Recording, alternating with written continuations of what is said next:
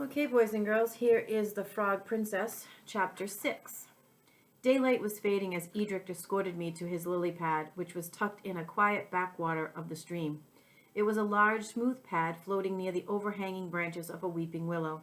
I tried to climb onto it, but it kept sagging under me, dumping me back into the water. After I tried 3 or 4 times, Edric got impatient and shoved me onto it from behind. He pushed me so hard that I skidded across the pad, nearly sliding off the other side. When I tried to climb to my feet, the lousy thing dipped and swayed, and I slipped helplessly. "Isn't it great?" enthused Edric as he strode to the middle of his pad. "That willow is so close that some days I don't even have to go anywhere to eat. It's almost always full of bugs, and I can catch them without even trying. I can even do it lying down. See that spider dangling from the end of that leaf? Watch this." Stretching on his side, Edric rested his chin in his hands and flicked out his tongue, plucking the spider from the leaf like an expert. "How convenient," I said, certain that he couldn't get any lazier. "Knee deep, knee deep." We were interrupted by deep voices sounding from the undergrowth lining the stream bank.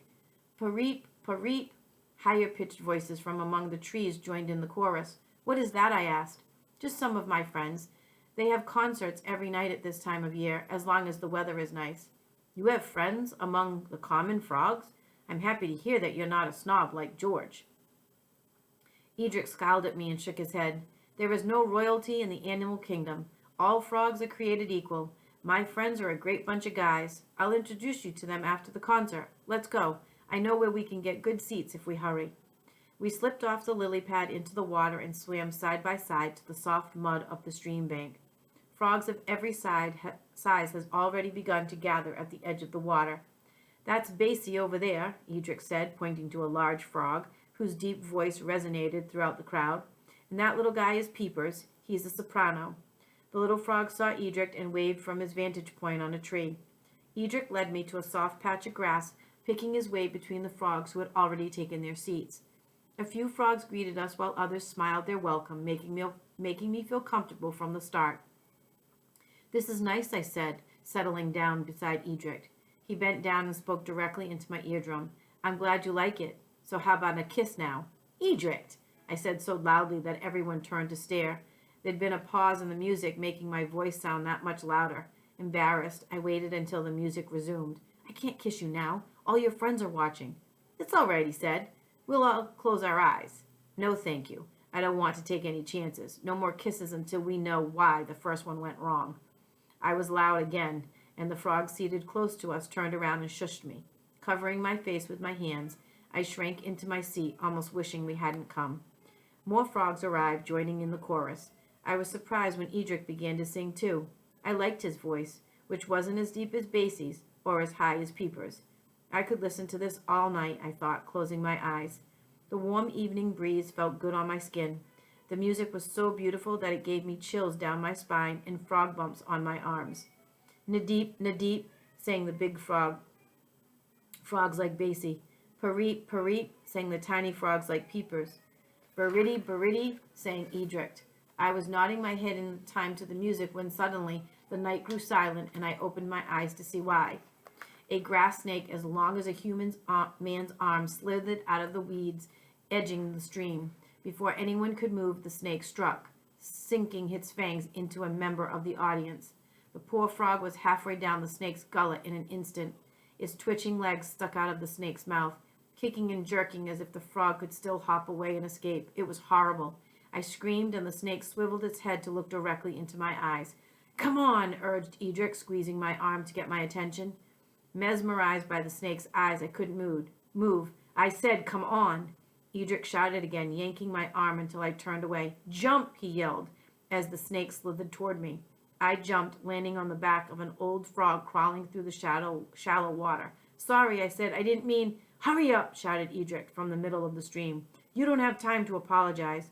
"Sorry," I said again, and pushed off from a slippery rock, sailing into the air and landing far out in the stream. "I can't do this," I screamed, sputtering as I got a mouthful of water. "I can't live this way." "Don't think, swim," he shouted, pulling me.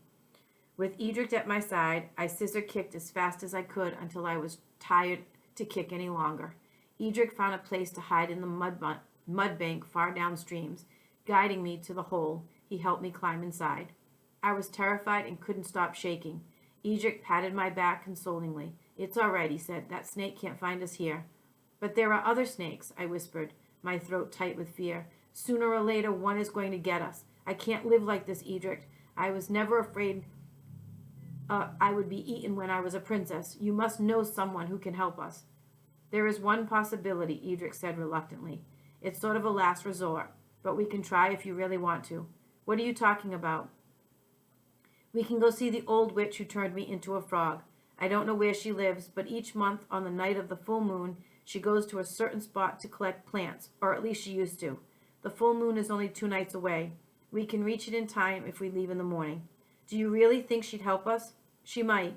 She said I just needed to be kissed by a princess to become a prince again. You're a princess and you kissed me, so why am I still a frog? The old witch cast the spell, so she's responsible for making it work. She should know how to fix it." "Why didn't you tell me about this before? You knew I didn't want to be a frog." "Because it's risky.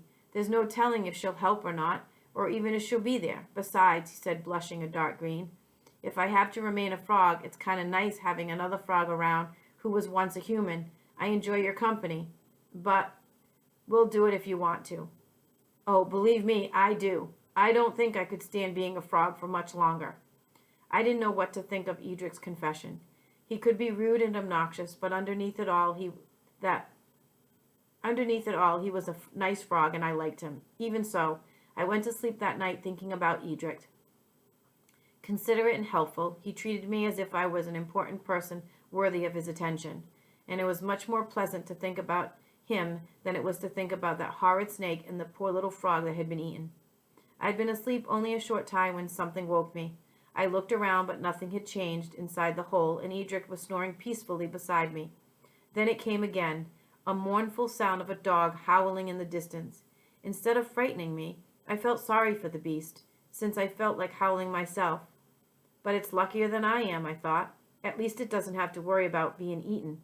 I shivered and moved closer to Edric, safe for the moment in our muddy sanctuary.